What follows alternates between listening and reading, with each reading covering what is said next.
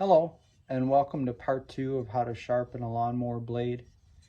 My name is Mike, and this is off of a Lawn Boy lawnmower. I'm going to show you how to sharpen it with a variable speed grinder, basically a grinding wheel. So essentially what you're going to do is you're going to go one direction, and you really want to just sharpen this and this. And you want to follow this angle the best you can.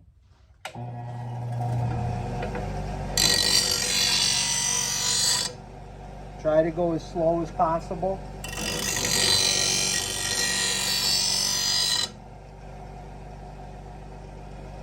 Nice and sharp.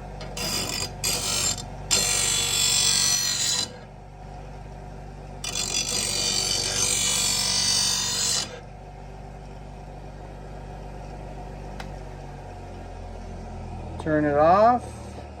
And now we're going to reattach this to the lawnmower. I think I'm going to break it up into a part 3 video.